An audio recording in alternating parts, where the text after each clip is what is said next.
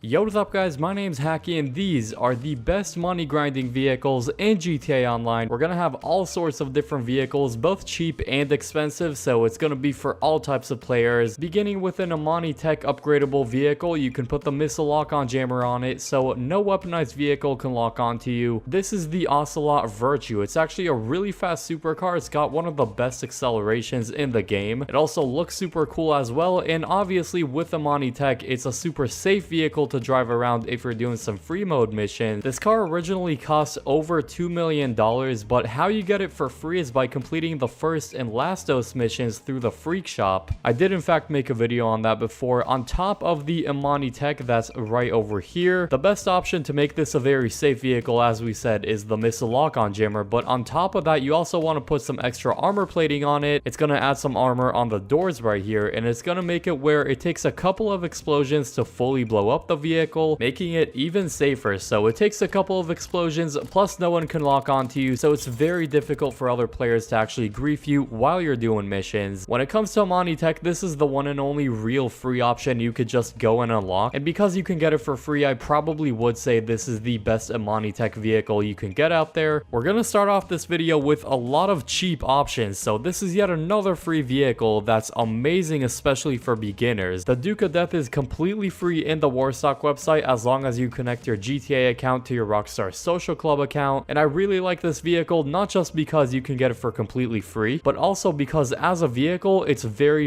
useful, being both explosive and bullet resistant in one. So it's got some window plating on there, and it takes a few explosions to blow this thing up. I wouldn't say it's as good as the Ocelot Virtue after putting armor plating on that, but it's just nice to know that you don't just blow up immediately after one explosion. On top of that, it's got some great performance for an armored vehicle. I mean, it's relatively fast and pretty maneuverable. It might feel a little bit heavier than your usual car, but that's just because it is heavier, and it's got some great ramming capability as well. This is the perfect beginner vehicle if you're doing missions in free roam or against NPCs, since they're gonna have a harder time shooting through the windows, especially if you hold ARX on PlayStation to duck down inside of the car, as you can see. After these two very affordable options, let's move on to some serious ones that aren't necessarily land vehicles. At this point though, Presser Mark II is a classic when it comes to money grinding and griefing in GTA Online. Unfortunately, Rockstar did increase the price of this thing by more than double, so it's got a buy it now of 8 million and a trade price of 6 million. One of the most expensive things you can buy in this game, but it still might be worth it just because it's so convenient. You can instantly spawn it next to you just going in the interaction menu and going into MC President, so it's very easy to spawn next to you and super easy to fly around. Besides the steep price, I would say the biggest downside with this thing is the lock-on missiles. They're some of the most inaccurate missiles out there. There's definitely vehicles with homing missiles that have a way more accurate tracking. Therefore, a lot of the time I actually prefer to use the lock-off missiles instead. It's the perfect vehicle for money grinding, and a lot of people actually decide to use it for money grinding rather than griefing, and for a good reason, since it's literally the most comfortable air vehicle to fly around in this game. So highly recommend though, Presser, only if you have the money, since it is extremely expensive. Now, some missions don't actually let you use the oppressor inside of them because it's so overpowered. Therefore, a good alternative for it would be the Vigilante. Now, the missile tracking on the Vigilante is way better than the Oppressor Mark II,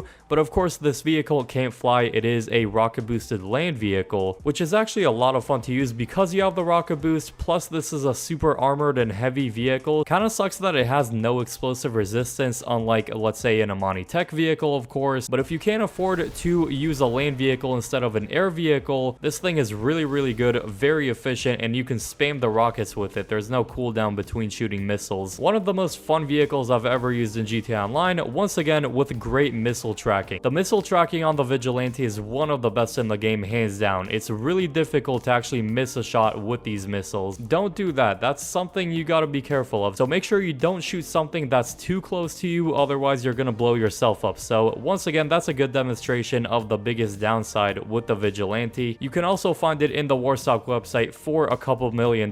Then we have my absolute favorite helicopter in the entire game that happens to be the fastest helicopter as well, and I feel like it's a lot of people's go-to vehicle for a reason, just because you can instantly spawn it next to you by going into service vehicles, Kosatka. This thing's an awesome lightweight helicopter. It goes extremely fast, as I said. It's even a little faster than a lot of planes. It's equipped with homing missiles. It's got countermeasures. If someone does lock onto you, and I recommend using this one specifically for Kosaka setup missions. It makes them way easier, you can finish them way faster. So the thing with the Sparrow, I believe it costs about 1.5, maybe $1.7 million, but you are required to own a Kosaka beforehand, so technically it would be about $4 million to get it in the first place. But both the Kosaka and the Sparrow are honestly must-haves in this game, and besides using it for the Cayo Perico setups, it's also a super good vehicle just to go from point A to point B in free roam as well. So great free roam vehicle, great Cayo Perico setup vehicle. Highly recommend this one, even though it generally is pretty expensive to get. Next up is a very different type of helicopter. This is a very large and heavy one, but still relatively quick. This is the big brother of the Cargo Bob, and it's meant to pick up different cargo crates and vehicles, and I specifically recommend using this one for different cell missions, like for example vehicle cargo, sometimes special CEO cargo. It really depends on the vehicle, because it is able to pick up some cell mission vehicles, but not all, so it really depends on the cell mission itself. But generally it just makes your life so much easier, especially with vehicle cargo, because with vehicle cargo it could carry the car every single time, and instead of actually driving on land for NPCs to laser you, you can pick it up and just fly in the air, and you're not going to damage the vehicle, and you're going to get the maximum amount of profit with that cell mission. This thing is literally a cheat code for certain cell missions, so highly recommend it specifically for those. Then we have the Avenger, which is another very heavy vehicle, and it can act both like a helicopter and a plane, so it could fly forward or up and down, and there's a lot of heavy weapons to go along with this thing, like for example holding right on the D-pad. We could do some carpet bombing. Let's see that in action right now. I almost just blew up my own helicopter right there, but oh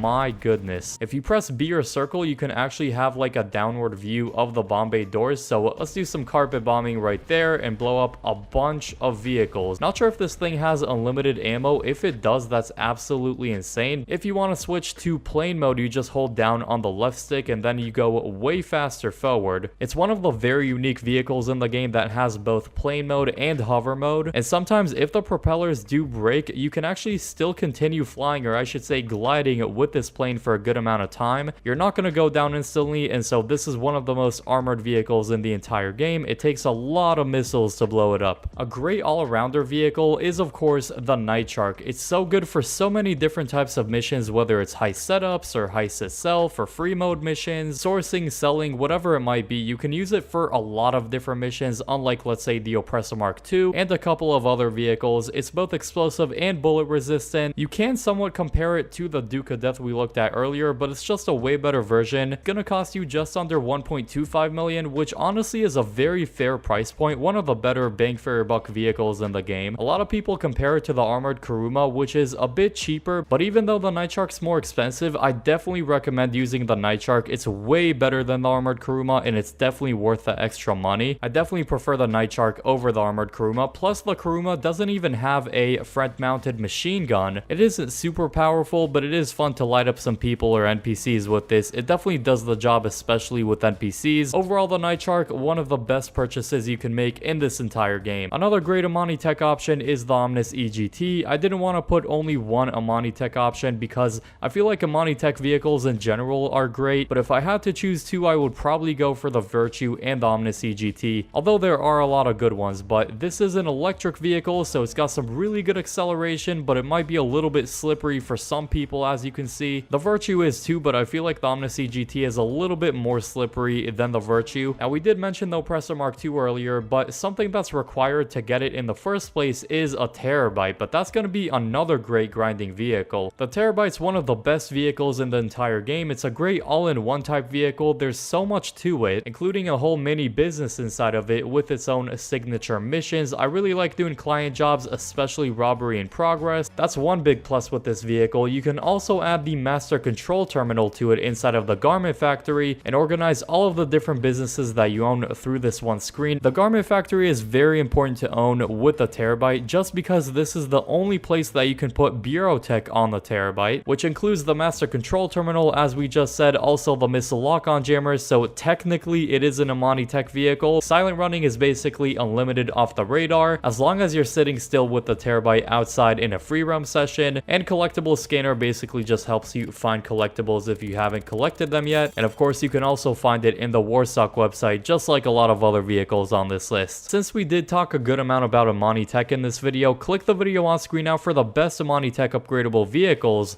I hope you all enjoy that one, and peace.